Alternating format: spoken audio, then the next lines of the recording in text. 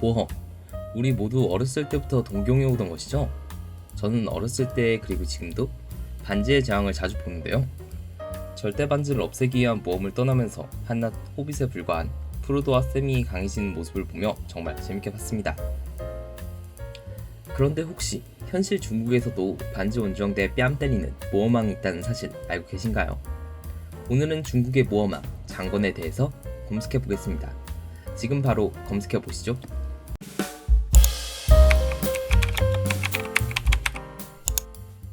중국 최고의 장수, 항우를 이기고 통일 중국의 새로운 황제가 된 유방.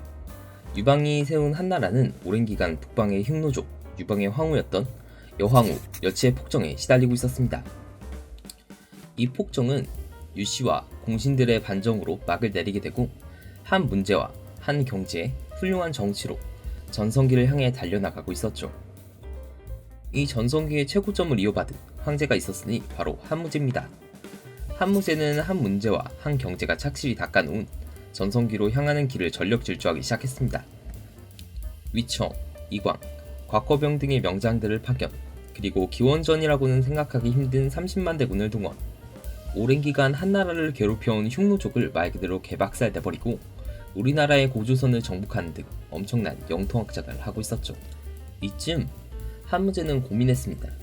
넓은 초원에서 독자적인 부족 단위로 살아가고 있는 흉노족, 모두 제압하려면 단순히 북쪽으로 진격하는 것만으로는 힘들겠죠? 이에 한무제는 동맹을 만들자라는 생각을 하게 됩니다.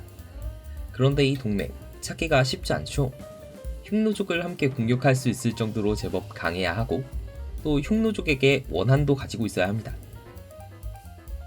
그때 마침 중국 북쪽에 있던 흉노족이 중국 서북부의 월지를 공격하여 몰아내고 그 땅을 차지했다는 소식이 들려옵니다. 한무제는 생각했죠. 그래, 월지족이랑 동맹을 맺자 라고요. 한무제는 항복한 흉노족들에게 한 가지 질문을 하게 됩니다. 너희들이 월지를 공격하여 몰아내고 그 땅을 차지했다던데 그 말이 사실이더냐? 그러자 항복한 흉노족들은 하나같이 같은 대답을 합니다. 월지와 싸워 그들의 왕을 죽여 두개골로 술잔을 만들어 사용하고 있습니다. 월지 부족들은 흉노에 대해 원수를 갚으려고 하죠. 하지만 동맹국이 없다고 했습니다. 라고요. 그때 한무제는 확신을 하게 됩니다. 이거 동맹각이다.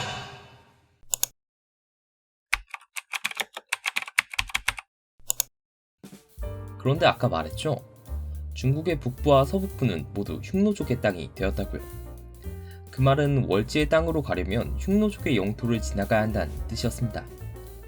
한나라를 대표하는 사신이자 험난한 길을 지나가야 하는 사람을 대충 뽑을 수 없었던 한무제는 직접 사람을 모집했는데 이때 지원한 사람이 바로 오늘의 주인공 장건이었습니다. 장건이 이렇게 용감히 나서자 한무제는 흉노의 영토를 현지 가이드해줄 흉노 출신의 노비 간보를 함께 보내게 하고 장건과 간보 100여 명의 월지 원종대와 함께 저 멀리 월지 땅을 향하여 원정을 나서게 됩니다. 이렇게 용감히 자원한 장건과 현지 출신 가이드 간보 흉노족 땅 정도는 가볍게 지나가지 못했습니다. 흉노 땅을 지나다가 그 군사들에게 딱 걸려서 흉노의 왕 군신선우 앞에 끌려오는 신세가 되었죠. 군신선우는 장건 일행을 보고 이렇게 말했습니다. 월지는 우리나라 북쪽에 있는데 한나라가 어찌 사자를 보내는가? 내가 한나라 남쪽 월나라에 사자를 보내면 한나라는 받아들이겠는가?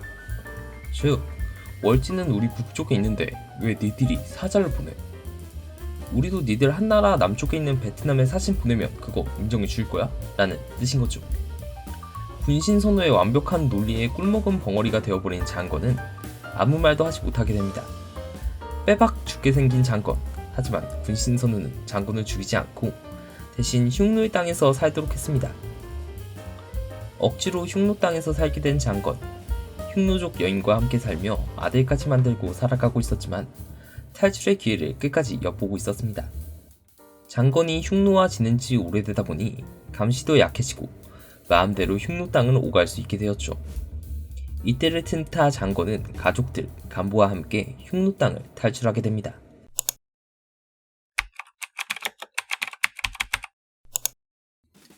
무려 수십여일간의 도망친 장건 대환에 도착하는데요.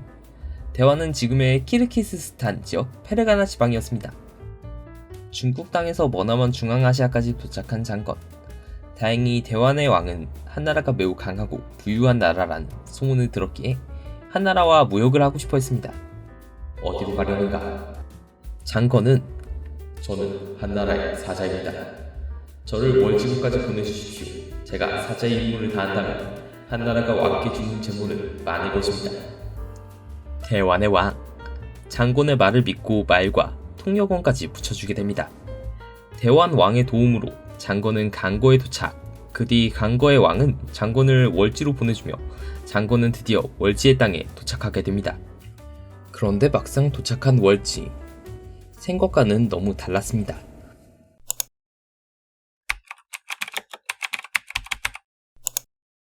간수에 있던 월지, 흉노에게 한번 쫓겨났다 그랬죠? 쫓겨난 뒤 신장의 자리를 잡게 됩니다. 그런데 그 신장도 오손족들에게 뺏기고 훨씬 더 서쪽 구소련 동남쪽 소그디아나 지방까지 이주한 것이었죠. 소그디아나 지방은 지대가 낮고 평탄하며 강이 흐르는 곳은 토지가 비옥했죠. 고대부터 농업과 상업이 발달한 땅. 흉노와 오손족에게 쫓겨난 월지에게는 그야말로 유토피아였죠. 흉노에 대한 원한 따위는 이미 전부 잊어버린 월지. 한나라와는 멀기도 하고 이미 대하라는 나라까지 복속시켜 굳이 흉노와의 전쟁을 위해 한나라와 동맹을 맺을 필요가 없었습니다. 결국 현타가 와버린 장건. 월지 땅에서 1년간 아무것도 못하고 꾸물거리다 한나라로 돌아가게 되었죠. 돌아오던 장건. 고생한 운명인지 운도 지지리도 없는 건지 다시 한번 흉노에게 사로잡히게 됩니다. 사로잡힌 장건은 다시 흉노 땅에서 1년간 머무르게 됩니다만 이때 사건이 일어납니다. 앞서 말한 흉노의 왕 분신선우가 사망하고 흉노의 왕자리를 두고 내란이 벌어지게 된 것이었죠. 이때를 틈타 장건은 간보, 흉노인 아내와 함께 흉노 땅에서 한나라로 도망치게 됩니다. 출발할 때 100명이던 일행 어느새 3명이 되었죠.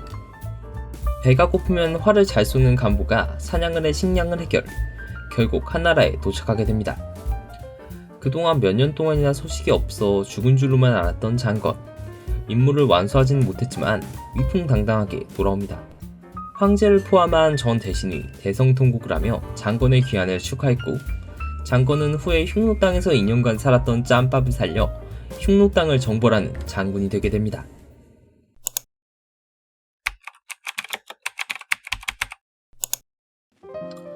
장건. 결론적으로 보면 임무를 완벽히 완수하진 못했지만 그 의의는 상당했습니다. 지금이야 비행기만 타면 유럽에 갈 수 있지만 실크로드가 개척되기 전 험난한 길을 처음으로 간 것이었죠.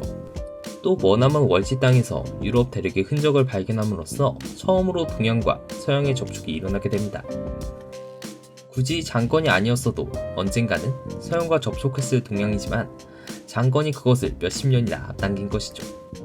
중국의 반지원 정대, 장건과 간보는 그 뒤 고귀한 신분을 얻어 그동안 고생한 만큼 명예와 부 모두를 챙기며 해피엔딩으로 끝나게 됩니다. 지금 우리가 가는 길도 장건과 간보가 간 길처럼 험하고 힘든 길이지만 끝까지 참고 간다면 명예와 부 우리 또한 얻을 수 있지 않을까요? 지식인이었습니다.